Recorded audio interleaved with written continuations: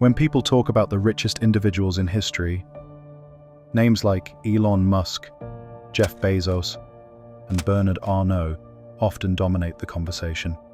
Their fortunes are measured in billions of dollars. Financial markets track their wealth every single day. But history remembers a man whose fortune was so vast that modern economists cannot accurately calculate it. A ruler whose wealth was so immense that even 7 centuries later, experts still debate how rich he truly was. A king whose riches influenced economies, inspired legends, and transformed an empire into one of the most powerful states on earth. His name was Mansa Musa, the king who redefined wealth.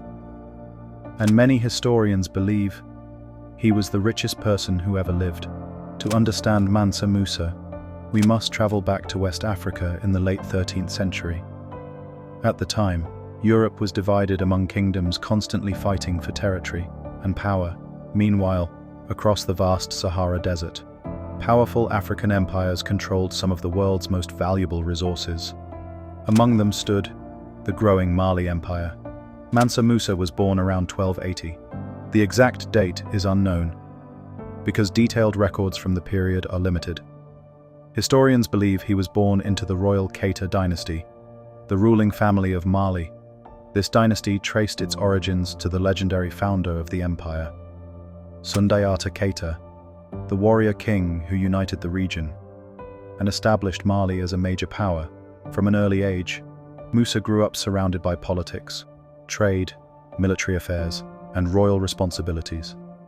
Unlike ordinary children, he was raised in an environment where decisions affected entire regions and thousands of lives. Little is known about his childhood. His teachers, his daily life, and his personal experiences remain largely lost to history. Yet one thing is certain: he was being prepared for leadership. One of the most fascinating parts of Mansa Musa's story is how he became ruler. According to historical accounts, Mali was ruled before him by a king often identified as Abu Bakr II. This ruler became obsessed with a mystery that fascinated many people of the medieval world. What existed beyond the Atlantic Ocean? Determined to find out, he reportedly launched a massive naval expedition. The first fleet never returned. Instead of giving up, Abu Bakr supposedly organized a second, and even larger expedition.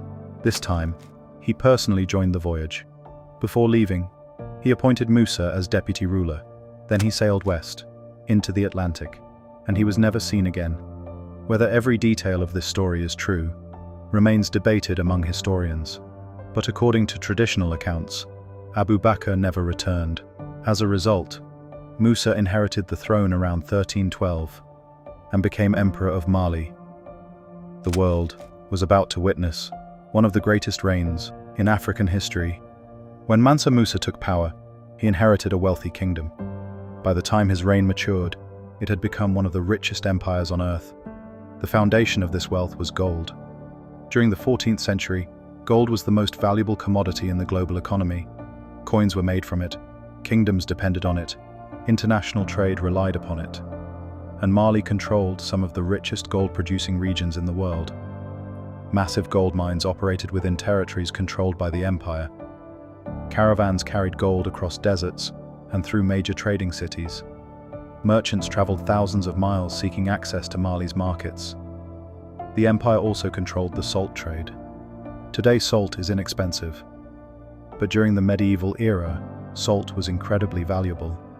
It preserved food and was essential for survival in many regions. In some places, salt was worth nearly as much as gold.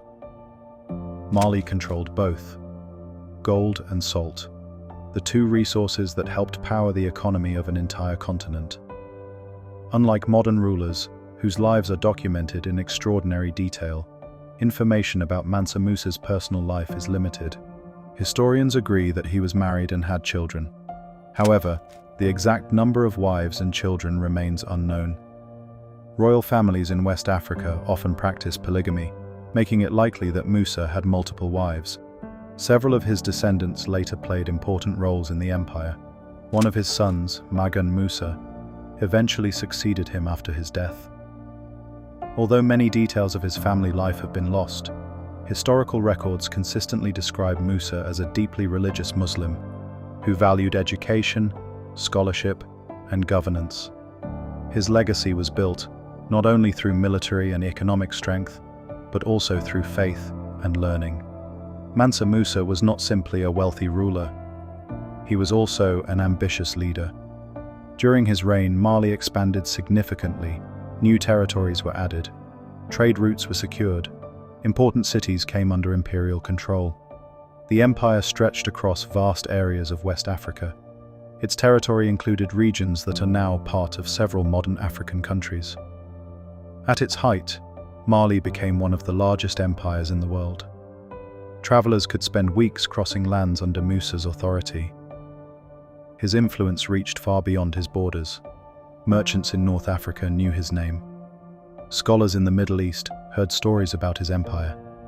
And soon, Europe would hear about him too. Then came the event that would make Mansa Musa famous forever. In 1324, he decided to perform the Hajj, the sacred pilgrimage to Mecca. Millions of Muslims perform this journey today. But no pilgrimage in history has become as legendary as Mansa Musa's. He did not travel as a simple ruler. He traveled as an empire in motion. Historical accounts describe a caravan of astonishing size, thousands of attendants, thousands of soldiers, officials, servants, religious leaders, scholars, and hundreds of camels carrying gold. Some reports claimed each camel carried enormous quantities of precious metal. The caravan stretched across the desert for miles. People who witnessed it struggled to believe what they were seeing. The procession looked less like a royal journey and more like an entire civilization crossing the Sahara. As Mansa Musa moved through North Africa, stories spread rapidly. Every city wanted to witness the legendary African emperor. When he reached Cairo, the capital of Egypt, his reputation exploded. Local officials welcomed him. Merchants gathered to see him. Scholars discussed him. And then, something extraordinary happened. Mansa Musa began giving away gold. He donated generously. He rewarded officials. He supported religious institutions. He helped the poor. And he spent money freely wherever he traveled. The result was unprecedented. So much gold entered circulation that its value dropped. Prices increased. Markets became unstable. Economic disruption followed. Historians believe the effects lasted for years. Few individuals in human history have possessed enough wealth to influence an entire regional economy simply by spending. Mansa Musa did exactly that. The pilgrimage transformed more than economies. It transformed perceptions. Before Mansa Musa's journey, many people outside Africa knew little about Mali. Afterward, everyone was talking about it. Merchants carried stories across continents. Travelers described the wealth they had witnessed. Maps created decades later began featuring the ruler of Mali holding gold in his hand. One famous European map from 1375 depicts Mansa Musa seated on a throne, holding a large gold nugget. To Europeans, he became the symbol of unimaginable wealth.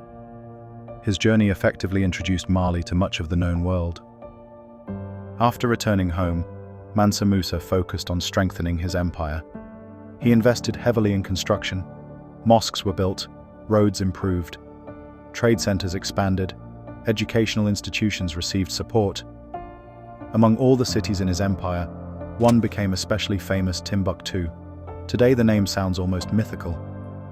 But during Mansa Musa's reign, Timbuktu became one of the greatest centers of learning in the world. Students traveled from distant lands, teachers established schools, scholars exchanged ideas, libraries collected thousands of manuscripts. Subjects included mathematics, astronomy, medicine, law, philosophy, and theology. Knowledge flourished. At a time when many parts of the world lacked major educational institutions, Timbuktu stood as a beacon of scholarship. Its reputation spread across Africa and the Islamic world. Many people remember Mansa Musa solely because of his wealth. But that does not tell the whole story. He was also an administrator, a builder, a diplomat, and a patron of education. He understood that wealth alone could not create a lasting empire. Prosperity required infrastructure, stable government, trade, education, and cultural development. His investments helped transform Mali into one of the most admired civilizations of its era. That achievement may be even more important than the gold itself. As the years passed, Mansa Musa continued governing one of the largest and richest empires in the world. His influence extended across trade networks connecting Africa, Europe, and the Middle East. His reputation continued to grow. Stories about his wealth became legendary.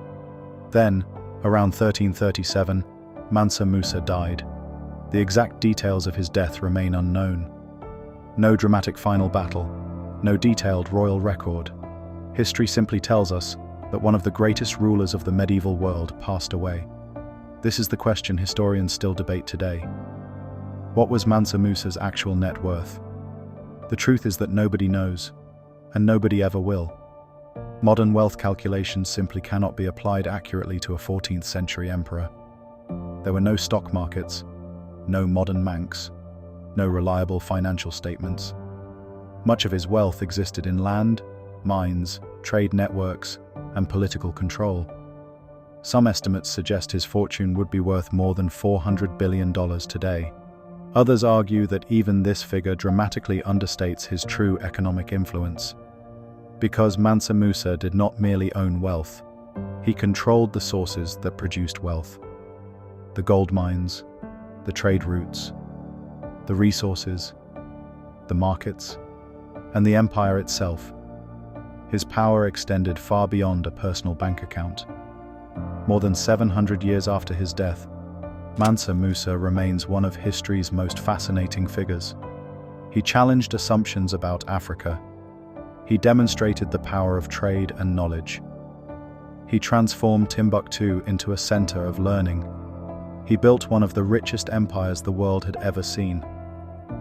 And he became the standard by which extreme wealth is measured. Today, billionaires own companies. Mansa Musa ruled an empire. Modern fortunes depend on financial markets. Mansa Musa controlled the resources that shaped entire economies. That is why historians continue returning to the same conclusion. When discussing the richest person in human history, one name stands above all others. The emperor whose caravan crossed the Sahara, carrying mountains of gold. The king whose generosity changed economies. The ruler whose wealth still defies calculation, Mansa Musa. And after centuries of research, debate, and analysis, history still whispers the same answer.